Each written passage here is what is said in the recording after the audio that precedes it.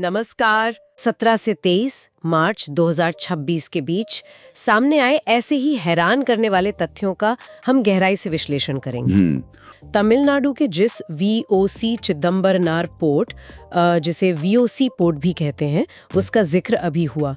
वहाँ केंद्रीय मंत्री सर्बानंद सोनोवाल ने जो डिजिटल ट्विन इनिशिएटिव शुरू किया है, वो सिर्फ एक सॉफ्टवेयर नहीं है। तो फिर वो असल में काम कैसे करता है? ये असली बंदरगाह का एक हूबहू वर्चुअल मॉडल है। हजारों आईओटी सेंसर्स असली जहाजों और मशीनों से जुड़े हैं, जो हर सेकंड का डेटा स्क्रीन पर भेज रहे हैं। मतलब रियल टाइम ट्रैकिंग हो रही है? बिल्कुल।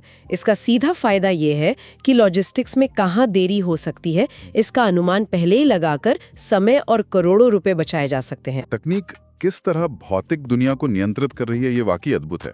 बंदरगाहों से अगर हम शहरों में इंसानों के परिवहन की बात करें तो वहां भी एक बहुत बड़ा बदलाव दिख रहा है। मेट्रो नेटवर्क के आंकड़े तो यही बताते हैं। हाँ, स्रोतों के अनुसार भारत अब मेट्रो नेटवर्क के मामले में दुनिया में चीन और अमेरिका के बाद तीसरे स्थान पे पहुंच गया है। आंकड़े बहुत विशाल हैं। बिल्कुल। और ये आंकड़े सिर्फ किलोमीटर तक सीमित नहीं है। सही कहा।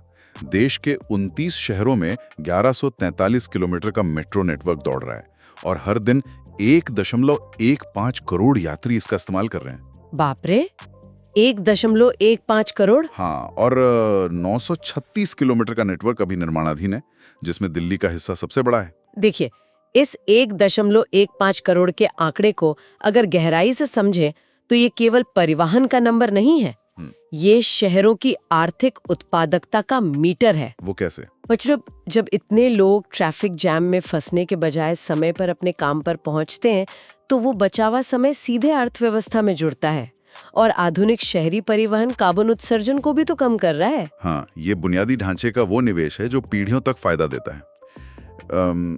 असम में कोपिली नदी पर, जो कि ब्रह्मपुत्र की सहायक नदी है, 2300 करोड़ रुपए की लागत से 120 मेगावाट का lower Kopili hydro electric project शुरू हुआ है। और स्रोतों में इसे run of the river project कहा गया है, राइट? हाँ, तो क्या आप इस रन ऑफ द रिवर तकनीक को थोड़ा आसान भाषा में समझा सकती हैं? जरूर। देखिए, पारंपरिक पनबिजली परियोजनाओं में नदी के पानी को रोकने के लिए विशालकाय बांध बनाए जाते हैं, जिससे बड़े पैमाने पर जंगल डूब जाते हैं। हाँ, पारिस्थितिकी तंत्र को बहुत नुकसान होता है। बिल्कुल। लेकिन इस तकनीक में पानी को बड़े बांध में नहीं रोका जाता। इसके बजाय नदी के प्राकृतिक बहाव और ढलान का इस्तेमाल करके टरबाइन घुमाए जाते हैं और फिर पानी वापस नदी में छोड़ दिया जाता है। अरे वाह, मतलब बिना पर्यावरण को नुकसान पहुंचाए स्वच्छ ऊर्जा। एकदम सही। नॉर्थ ईस्ट में क्लीन एनर्जी और इंफ्रास्ट्रक्चर के लिए ये एक बहुत ही महत्वपूर्ण कदम है। और पर्यावरण की रक्षा करते हुए आर्थिक विकास करने का ये मॉडल सिर्फ असम तक सीमित नहीं है। तमिलनाडु के आंकड़े भी इस बात की पुष्टि करते हैं। टेक्सटाइल एक्सपोर्ट वाले आंकड़े? हाँ, मुख्यमंत्री M.K. स्टालिन के नेतृत्व में तमिलनाडु ने 2024-25 में गुजरात को पीछे छोड़ दिया है और भारत का शीर्ष टेक्सटाइल निर्यातक राज्य बन गया है। ये एक बहुत बड़ी उपलब्धि है। बिल्कुल। और सोचने वाली बात यह है कि तमिलनाडु में ही भारत की सबसे ज्यादा रामसर साइट्स भी मौजूद हैं, जो कि संरक्षित आर्द्र भूमियां या वेटलैंड्स हैं। ये विरोधाभास देखने में थोड़ा अजीब लग सकता है। हाँ, क्योंकि कपड़ा और चमड़ा उद्योग तो भारी मात्रा में पानी का इस्तेमाल करते हैं और प्रदूषण भी फैला सकते हैं। सही बात है, लेकिन तमिलनाडु का ये मॉडल दिखाता है कि सख्त नियमों के जरिए भारी मैन्युफैक्चरिंग को पर्यावरण संरक्षण के साथ कैसे जोड़ा जा सकता है। मतलब रोजगार सृजन और पर्यावरण दोनों साथ साथ चल रहे हैं। बिल्कुल। शीर्ष निर्यातक बनने का सीधा अर्थ है रोजगार का सृजन, और सबसे ज्यादा रामसर साइट्स होने का अर्थ है कि ये विकास आने वाली पीढ़ियों की कीमत पर नहीं हो रहा है। बहुत ही उम्दा विश्लेषण। लंदन स्थित सेंट्रल बैंकिंग संगठन ने भारतीय रिजर्व बैंक को global initiative of the year award से नवाजा है। अरे वाह! आरबीआई, जिसकी स्थापना 1 अप्रैल 1935 को हुई थी, उसे इतना बड़ा सम्मान मिलना वाकई गर्व की बात है। तो एक केंद्रीय बैंक को ये अवार्ड किस आधार पर मिलता है? देखिए, एक केंद्रीय बैंक का काम सिर्फ नोट छापना नहीं होता। उसका मुख्य काम महंगाई को नियंत्रित करना और वित्तीय प्रणाली में स्थिरता बनाए रखना होता है। जो कि पिछले कुछ वर्षों में दुनिया भर की उथल पुथल को देखते हुए काफी मुश्किल रहा होगा। बिल्कुल। और इसी माहौल में आरबीआई ने जिस तरह से अपनी मौद्रिक नीतियों में नवाचार या इनोवेशन किया है, उसे अब दूसरे देशों के केंद्रीय बैंक एक केस स्टडी की तरह देख रहे हैं। तो ये अवार्ड उसी वित्तीय मजबूती को मान्यता देता है? एकदम सही। हाल ही में आरबीआई ने केकी मिस्त्री को भारत के प्रमुख प्राइवेट बैंक एचडीएफसी का अंतरिम अध्यक्ष नियुक्त किया है। क्या लीडरशिप में इस तरह के बदलाव का सीधा असर वित्तीय स्थिरता पर पड़ता है? ये सवाल बहुत लाजमी है और इसका जवाब है हाँ, बिल्कुल पड़ता है। कैसे? देखिए, एचडीएफसी जैसे संस्थान सिर्फ एक बैंक नहीं है। उन्होंने हाल ही में माई बिजनेस क्यूआर शुरू किया है, जिससे लाखों छोटे व्यापारी जुड़े हैं। इतने बड़े संस्थान में लीडरशिप का खाली रहना शेयर बाजार में पैनिक पैदा कर सकता है। अच्छा, तो आरबीआई पहले से ही एहतियात बरत रहा है। सही बात है। केके मिस्त्री की नियुक्ति उसी वित्तीय स्थिरता और भरोसे को कायम रखने की एक सोची समझी रणनीति है। मैं श्रोतों में कुछ खेल के आंकड़े देख रहा था। आप world para athletics grand prix 2026 की बात कर रहे हैं? जी हाँ। नई दिल्ली के जवाहरलाल नेहरू स्टेडियम में भारत ने कुल 208 मेडल जीतकर पहला स्थान हासिल किया है। अरे वाह, 208 मेडल? हाँ, जिसमें 75 गोल्ड, 69 सिल्वर और 64 ब्रॉन्ज शामिल हैं। रूस दूसरे और बोस्निया तीसरे स्थान पर रहे। ये केवल पदकों की गिनती नहीं है। पैरालंपिक कमेटी ऑफ इंडिया की ये सफलता दर्शाती है कि समाज में दिव्यांग खिलाड़ियों के प्रति जो नजरिया है वो कितनी तेजी से बदल रहा है। और खेलों में बुनियादी ढांचे का ये परिणाम एक और बड़ी खबर में झलकता है। उड़ीसा का भुवनेश्वर अब 2028 के वर्ल्ड इंडोर एथलेटिक्स की मेजबानी करेगा। भुवनेश्वर का नाम तो वैसे भी स्पोर्ट्स हब के रूप में काफी उभर रहा है। सही बात है। और स्रोतों में इसके साथ कई और तथ्य जुड़े हुए हैं। जैसे भारत की साक्षरता दर अब 80.9% हो गई है। रामसर साइट्स 98 हो गई हैं और आईएमएफ ने यूपीआई को सबसे बड़ा रियल टाइम पेमेंट सिस्टम माना है। 2027 के राष्ट्रमंडल युवा खेल या कॉमनवेल्थ यूथ गेम्स यूरोप के द्वीपीय देश माल्टा में होंगे। हाँ, और छोटे देशों के लिए तो ये गेम चेंजर साबित होता है, क्योंकि उनकी अर्थव्यवस्था काफी हद तक पर्यटन पर निर्भर करती है। एकदम सही। जब वहाँ इतने बड़े स्तर पर खेल होंगे तो दुनिया भर से लोग आएंगे, मीडिया आएगा। ये माल्टा के पर्यटन और अर्थव्यवस्था को जबरदस्त बूस्ट देगा। मतलब इवेंट्स का सीधा असर देश की ब्रांडिंग पर पड़ता है। ऋतुपर्णा सेनगुप्ता को यूनाइटेड किंगडम में वुमेन एम्पावरमेंट अवार्ड से सम्मानित किया गया है। ये कल्चरल डिप्लोमेसी या सांस्कृतिक कूटनीति का एक बहुत मजबूत उदाहरण है। मतलब सिनेमा से हटकर भी उनका प्रभाव देखा जा रहा है। बिल्कुल। वैश्विक स्तर पर जेंडर इक्वालिटी या लैंगिक समानता की दिशा में उनके योगदान की ये एक बड़ी पहचान है। और समाज सेवा और महिला सशक्तिकरण की बात हो तो भारत में भी एक बहुत बड़ा सम्मान दिया गया है। भुवनेश्वर के KIIT और KISS द्वारा शुरू किया गया सर्वोच्च किस ह्यूमैनिटेरियन अवार्ड 2025, जो कि 2008 में शुरू हुआ था, राइट? हाँ बिल्कुल। इस बार ये नीता अंबानी को प्रदान किया गया है। रिलायंस फाउंडेशन के जरिए शिक्षा, स्वास्थ्य और महिला सशक्तिकरण में उनकी जो परोपकारी या फिलैंथ्रोपिक काम है, यह सम्मान उसी के लिए दिया गया है। मतलब जब बड़े संसाधन सही जगह लगते हैं तो जमीनी स्तर पर असर साफ दिखता है। हिंदी साहित्य के लिए एक बहुत अच्छी खबर है। साहित्य अकादमी अवार्ड 2025 ममता कालिया को दिया गया है। हाँ, ये पुरस्कार 24 भाषाओं में दिया जाता है। उन्हें यह उनके किस काम के लिए मिला है? उन्हें उनके संस्मरण या मेमोयर जीते जी इलाहाबाद के लिए यह प्रतिष्ठित पुरस्कार मिला है। एक संस्मरण केवल एक व्यक्ति की कहानी नहीं होता, वो उस शहर और उसकी सांस्कृतिक बुनावट का दस्तावेज होता है। हाँ, साहित्य हमारी जड़ों को सहेजने का काम करता है।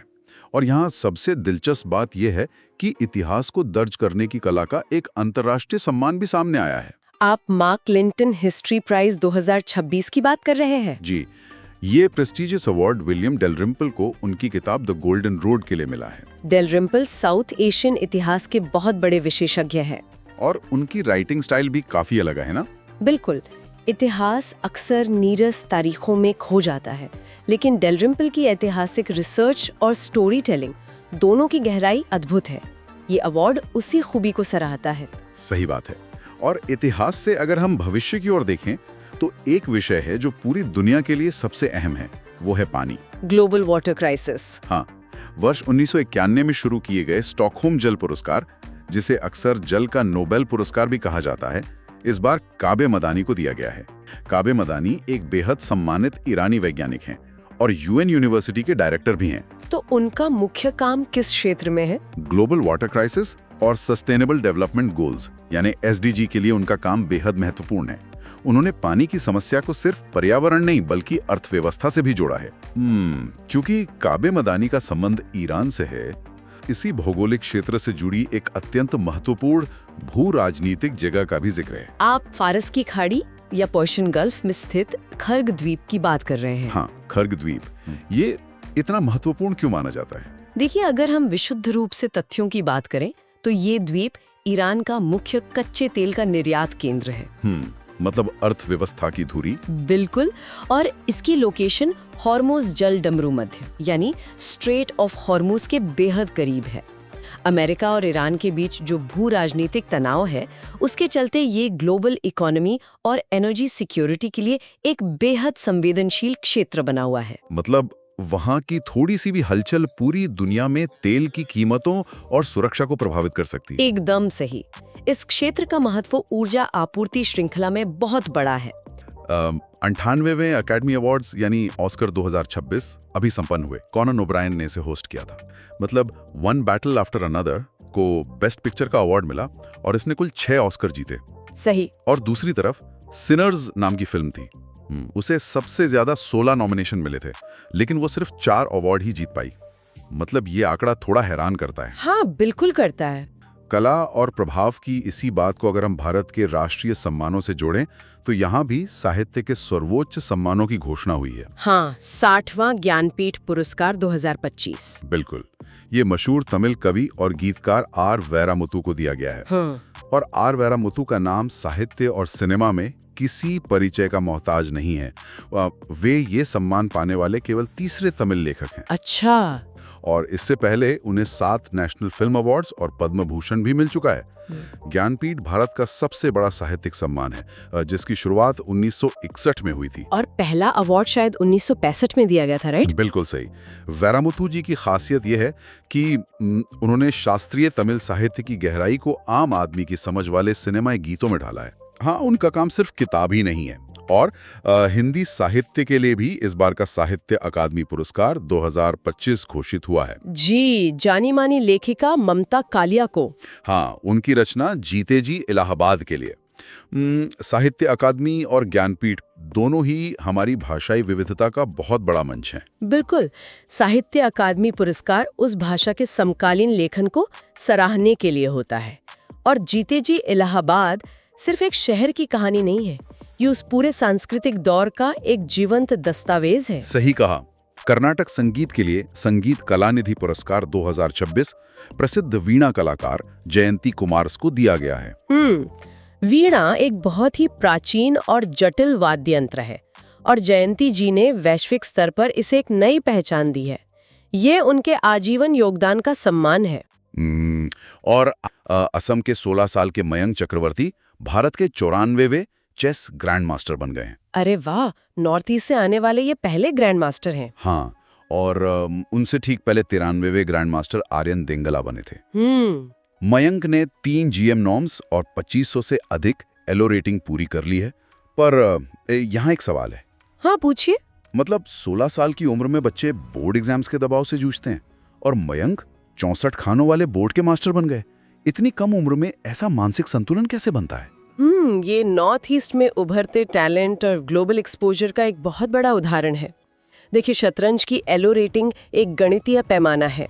2500 की रेटिंग तक पहुंचने का मतलब है लगातार विश्व स्तरीय खिलाड़ियों को हराना। बहुत मुश्किल काम है ये। और जहां तक 3 जीएम नॉर्म्स की बात है, ये एक तरह का सर्टिफिकेट होता है जो इंटरनेशनल लेवल के टूर्नामेंट्स में एक तय स्कोर बनाने पे मिलता है। तो इंटरनेट ने ग्लोबल एक्सपोजर को अब महानगरों से निकालकर देश के हर कोने तक पहुंचा दिया है। बिल्कुल। बैंकॉक में आयोजित वर्ल्ड बॉक्सिंग फ्यूचर्स कप में चंद्रिका पुजारी ने स्वर्ण पदक जीता है। वाओ। फ्यूचर्स कप जैसे टूर्नामेंट्स का बहुत महत्व होता है क्योंकि ये उभरती हुई प्रतिभाओं के लिए होते हैं। चंद्रिका का ये स्वर्ण पदक साबित करता है कि हमारी ग्रासरूट्स लेवल की ट्रेनिंग सही दिशा में जा रही है। हाँ, और यही ट्रेनिंग आगे चलकर दबाव झेलने की क्षमता देती है। बीसीसीआई ने नमन अवार्ड्स 2026 का ऐलान किया है। पॉली उमरीगर अवार्ड जो बेस्ट इंटरनेशनल पुरुष क्रिकेटर को मिलता है, वो शुभमन गिल को मिला है। और महिला वर्ग में ये स्मृति मंधाना को मिला है। हाँ, इसके साथ ही CK Naidu life time achievement Rahul Dravid और रॉजर बिन्नी को और महिला life time award Mithali Raj को दिया गया। ये नाम भारतीय क्रिकेट के पूरे विकास क्रम को दर्शाते हैं। नेशनल पैरा एथलेटिक्स चैंपियनशिप 2026 का आयोजन ओडिशा के भुवनेश्वर में होने जा रहा है। भुवनेश्वर तो अब एक स्पोर्ट्स हब बन चुका है। हाँ, और जब कोई खिलाड़ी मैदान पर इतना बेहतरीन प्रदर्शन करता है तो वो एक ब्रांड बन जाता है। ब्रांड्स भी इसी विश्वसनीयता को भुना रहे हैं। बिल्कुल, खिलाड़ियों का प्रभाव केवल मैदान तक सीमित नहीं है। जैसे यूनिक्लो इंडिया ने तेज गेंदबाज जसप्रीत बुमराह को अपना ब्रांड एम्बेसडर बनाया है क्योंकि उनका ग्लोबल फैन बेस बहुत तगड़ा है। और दूसरी तरफ सिटी यूनियन बैंक ने डिजिटल बैंकिंग और यूथ से कनेक्ट करने के लिए रविंद्र जडेजा को अपना मुख्य चेहरा चुना है। इसे हम मार्केटिंग की भाषा में हाई क्रेडिबिलिटी यानी उच्च विश्वसनीयता कहते हैं। अच्छा। हाँ, देखिए जैसे पंकज त्रिपाठी SBI के लिए हैं या कियारा आडवाणी मेबेलिन के लिए। जब बुमराह या जडेजा जैसा कोई विश्वसनीय खिलाड़ी किसी ब्रांड से जुड़ता है तो ग्राहक उस ब्रांड पर जल्दी भरोसा कर लेते हैं। ये ब्रांड्स के लिए मार्केटिंग का ब्रह्मास्त्र है। RBI को लंदन के सेंट्रल बैंकिंग द्वारा इनिशिएटिव ऑफ द ईयर 2026 का अवार्ड मिला है। अरे वाह, ये किस लिए मिला? ये मिला है .bank.in यानी बैंक.in डोमेन की शुरुआत के लिए। अब भारत में जितने भी लाइसेंस्ड बैंक हैं उनके लिए ये डोमेन अनिवार्य है। अच्छा, इससे डिजिटल फ्रॉड और फिशिंग को रोकने में मदद मिलेगी। एग्जैक्टली। इसे ऐसा समझे जैसे ये इंटरनेट पर एक VIP गेटेड कम्युनिटी है। VIP community. हाँ, जहाँ कोई भी बहरूपिया या फ्रॉड एंट्री नहीं कर सकता। कोई आम आदमी पैसे देकर ये डोमेन नहीं खरीद सकता। सिर्फ RBI से अप्रूव्ड बैंक ही इसे इस्तेमाल कर सकते हैं। ये तो साइबर सुरक्षा के लिए एक बहुत ही शानदार कदम है। बिल्कुल। और अर्थव्यवस्था के दूसरे हिस्से यानी उद्योग में भी बदलाव हो रहे हैं। ऑटोमोबाइल टायर मैन्युफैक्चरर्स एसोसिएशन यानी ATMA के नए अध्यक्ष अरुल मामन बने हैं। ये ऑटोमोबाइल सेक्टर की ग्रोथ के लिए एक अहम संस्था है। टायर इंडस्ट्री सीधे तौर पर अर्थव्यवस्था की रफ्तार से जुड़ी है। सही बात है। और रफ्तार के साथ साथ पर्यावरण का ध्यान रखना भी जरूरी है। नवीन एवं नवीकरणीय ऊर्जा मंत्रालय यानी MNRE ने लघु जल विद्युत विकास योजना लागू की है। ये योजना 2026-27 से 2030-31 तक के लिए है, राइट? हाँ, और इसके तहत 25 मेगावाट तक की क्षमता वाले प्रोजेक्ट्स लगाए जाएंगे। इसका बजट करीब 2584 करोड़ रुपए है और लक्ष्य 1500 मेगावाट क्षमता विकसित करना है। छोटे जल विद्युत प्रोजेक्ट्स पर्यावरण के लिए बहुत सुरक्षित होते हैं क्योंकि इनमें बड़े बांधों की तरह विस्थापन का खतरा नहीं होता। बिल्कुल। और खेती की बात करें तो भारत ने एक नया मुकाम हासिल किया है। भारत दुनिया का सबसे बड़ा नारियल उत्पादक देश बन गया है। वाओ, ग्लोबल शेयर कितना है हमारा? 30.3%। हमने 21,373 मिलियन नारियल का उत्पादन किया है। और आपको पता है करीब 3 करोड़ लोग इस उद्योग से जुड़े हुए हैं। 3 करोड़? ये सिर्फ खेती नहीं है, ये एक पूरी इकोनॉमी है जो तटीय राज्यों को चला रही है। बिल्कुल। अब खेती से थोड़ा आसमान की तरफ चलते हैं। स्पेस तकनीक। हाँ, गुजरात ने अपना पहला साउंडिंग रॉकेट परीक्षण सफलतापूर्वक कर लिया है। अरे वाह, ये वही रॉकेट होते हैं ना जो वायुमंडलीय अनुसंधान यानी एटमॉस्फेरिक रिसर्च के लिए इस्तेमाल होते हैं? एग्जैक्टली। ये कक्षा में नहीं जाते बल्कि हवा के दबाव और तापमान जैसे डेटा रिकॉर्ड करके वापस आ जाते हैं। तो अब स्पेस रिसर्च सिर्फ इसरो तक सीमित नहीं है, राज्य भी इसमें आगे आ रहे हैं। हाँ, तो मतलब अर्थव्यवस्था और तकनीक में तो हम बहुत आगे जा रहे हैं, लेकिन एक समाज के रूप में हम कितने खुश हैं? ये एक बहुत ही गहरा सवाल है। हाँ, क्योंकि वर्ल्ड हैप्पीनेस इंडेक्स 2026 आ गया है और 147 देशों की सूची में भारत 116वें स्थान पर है। पिछले साल हम 118वें नंबर पर थे, तो थोड़ा सुधार तो हुआ है। हाँ, पर 116 कोई बहुत अच्छी रैंक नहीं है। टॉप 3 में फिनलैंड लगातार 9वीं बार पहले नंबर पर है, फिर आइसलैंड और डेनमार्क, और सबसे नीचे अफगानिस्तान है। देखिए, ये इंडेक्स प्रति व्यक्ति आय, स्वास्थ्य सुविधाएं और भ्रष्टाचार के स्तर जैसे मापदंडों पर बनता है। वही तो मैं पूछना चाहता हूँ, मतलब क्या प्रति व्यक्ति आय और गवर्नेंस जैसे मापदंड वास्तव में किसी देश की खुशी को माप सकते हैं? क्या खुशी का कोई सांस्कृतिक पैमाना भी नहीं होना चाहिए? ये बहस का विषय है। भारत जैसे देश में पारिवारिक और सामाजिक ताना-बाना खुशी का एक बड़ा स्रोत है, जिसे शायद पश्चिमी डेटा मॉडल पूरी तरह समझ नहीं पाता। लेकिन फिर भी स्वास्थ्य और आय जैसी बुनियादी चीजें जीवन को आसान तो बनाती ही हैं। सही कहा। और शायद हमारी संस्कृति में खुशी से ज्यादा बलिदान को याद रखा जाता है। बिल्कुल। आंध्र प्रदेश के अमरावती में स्टैचू ऑफ सैक्रिफाइस का अनावरण हुआ है। ये 58 फीट की कांस्य प्रतिमा है। स्वतंत्रता सेनानी पोती श्री रामुलु जी को समर्पित। हाँ, उन्होंने 1952 में नए राज्य के लिए 58 दिन का उपवास रखा था और उनका निधन हो गया था, जिसके बाद पहला भाषाई राज्य बना था। उनका ये बलिदान आधुनिक भारत के निर्माण की एक बहुत बड़ी घटना है। और इतिहास को सहेजने का एक और काम हुआ है उत्तर प्रदेश में। बांदा में स्थित कालिंजर किले को जियोलॉजिकल सर्वे ऑफ इंडिया ने नेशनल जियो हेरिटेज साइट घोषित किया है। कालिंजर किला, ये तो चंदेल शासकों द्वारा बनवाया गया था ना? हाँ, और वहाँ प्रसिद्ध नीलकंठ महादेव का मंदिर भी है। और 1545 में शेरशाह सूरी की मृत्यु भी यहीं हुई थी। तो ये सिर्फ ऐतिहासिक नहीं बल्कि भू जियोलॉजिकल यानी जियोलॉजिकल रूप से भी बहुत महत्वपूर्ण है। बिल्कुल। और अंत में बात करते हैं पर्यटन की।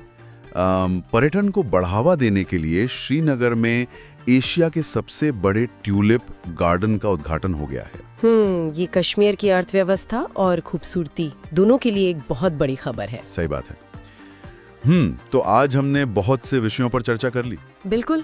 तो दोस्तों, ये थे 17 से 23 मार्च 2026 के सबसे जरूरी करंट अफेयर्स, वो भी बिल्कुल आसान और पूरी तरह एग्जाम फोकस तरीके से। अगर वीडियो अच्छा लगा हो तो लाइक करें, अपने दोस्तों के साथ शेयर करें और चैनल को सब्सक्राइब जरूर करें।